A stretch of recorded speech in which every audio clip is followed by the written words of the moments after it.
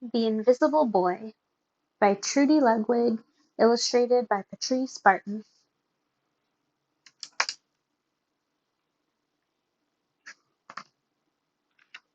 The Invisible Boy.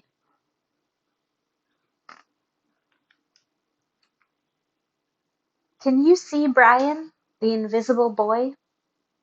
Even Mrs. Carlotti has trouble noticing him in her classroom. She's too busy dealing with Nathan and Sophie.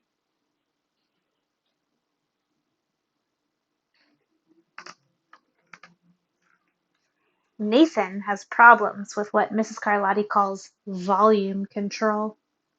He uses his outside voice inside too much. Sophie whines and complains when she doesn't get her way. Nathan and Sophie take up a lot of space. Brian doesn't.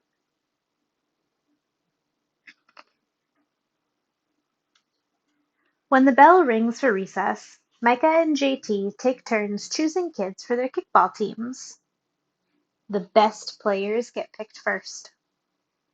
Then the best friends of the best players. Then the friends of the best friends. Only Brian is left, still waiting and hoping.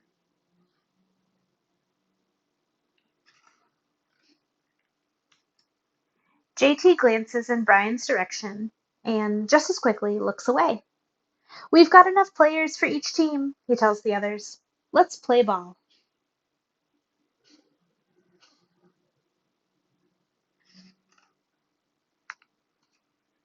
In the cafeteria, Madison and her friends talk about her birthday party. The rope swing over the pool was awesome, says JT. Yeah, so was the water slide, adds Fiona. That was the best pool party ever. I'm so glad you guys had fun, says Madison. Everybody did except Brian. He wasn't invited.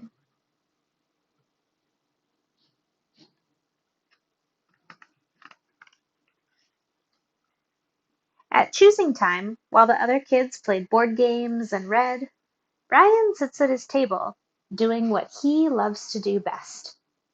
He draws fire-breathing dragons scaling tall buildings, space aliens locked in intergalactic battles, greedy pirates digging for treasure, and superheroes with the power to make friends wherever they go.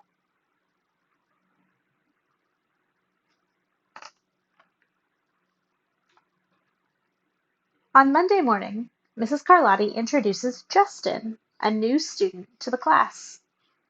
Brian smiles shyly at him. Some of the other kids sneak looks at Justin, trying to figure out if he's cool enough to be their friend. They haven't quite made up their minds yet.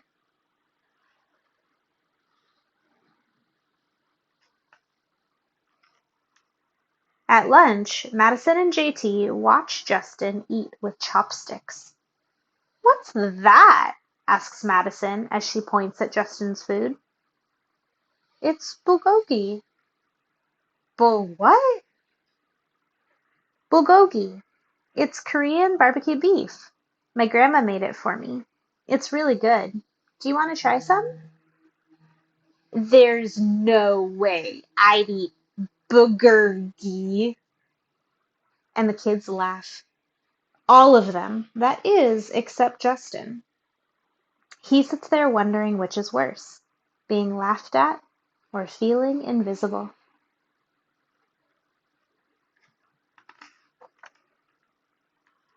The next day, when Justin goes to his cubby to put away his backpack, he notices a piece of paper with his name on it.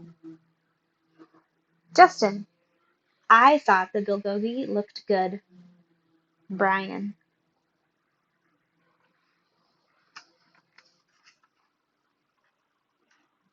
At morning recess, Brian finds a piece of chalk on the ground and starts drawing away. "You're Brian, right?" "Yeah." "Thanks for the note."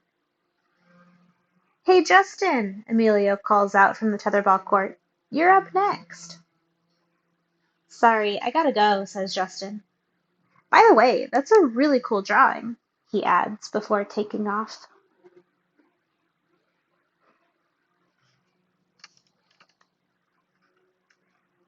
Back in class, Mrs. Carlotti asks the kids to team up in twos or threes for a special project. The kids scurry around the room to pair off. Brian heads towards Justin.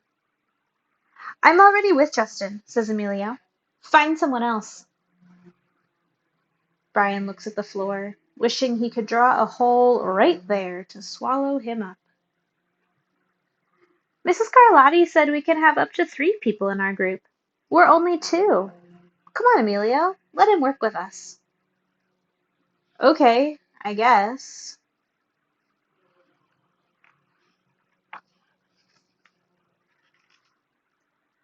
Mrs. Carlotti gives the class directions for the project.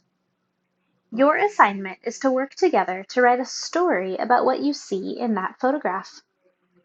Use your imagination and have fun. Whoa, cool, says Emilio. What kind of people do you think would live in houses like that? I don't know, but I bet Brian could draw them to go with our story, says Justin. Brian smiles as he takes out his lucky pen.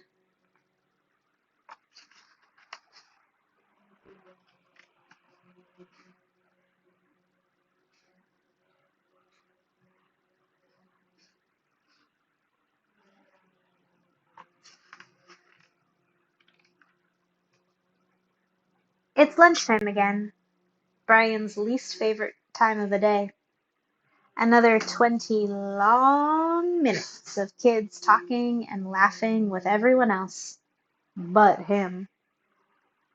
Brian! He hears someone shout.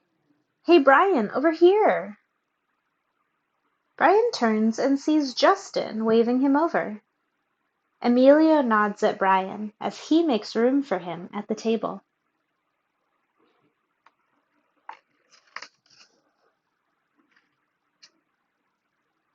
Cookie? Thanks. Maybe, just maybe, Brian's not so invisible after all.